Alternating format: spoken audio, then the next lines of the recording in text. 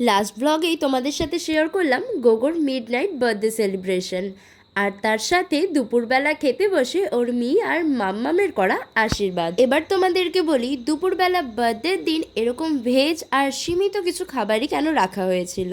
এটা ছিল গোবিন্দের ভোগ।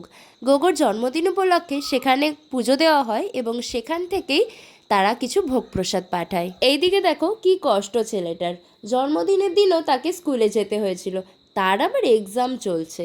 বাড়ি এসে আমি এখানে গোগোর জন্য কেক করছিলাম, ওইদিকে রান্নাঘরে আবার বৌদিভাই গোগোর জন্য সব আয়োজন করছিল, কারণ সেই খাবারগুলো ও খাবে রাতের বেলা, দুপুরে খেতে পারবে না কারণ দুপুরে ভোগ প্রসাদ খাবে। তারপর সন্ধেবেলা আমরা সবাই মিলে এক জায়গায় হয়ে ছোট্ট করে বাড়িতেই গোগোর বার্থডে সেলিব্রেশন করছিলাম। সাথে গিফটের কিন্তু কোনো কমতি নেই, দেখো কতগুলো গিফট পেয়ে গেছে আমাদের গোগো। এটা ছিল গোগোর সেকেন্ড কেক, কারণ ফার্স্ট কেকটা ও তো আগের দিন রাতেই কেটে নিয়েছিল, আর কেক কেটেই সঙ্গে সঙ্গে তার নিজের মুখেই।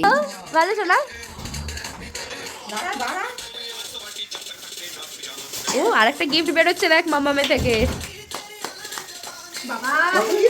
কত বড় গিফট হয়েছে বাবা। আমার ফোন মানে আমার নোট লাগানোর পর ভালো জিনিস।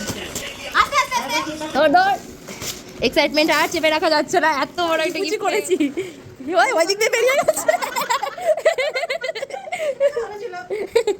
তারপর গোগোর সারপ্রাইজ গিফট, যেটা কিন্তু ওর মাম্মামের তরফ থেকে ছিল, সেটা পেয়ে ওর এক্সাইটমেন্টটা তো দেখলেই।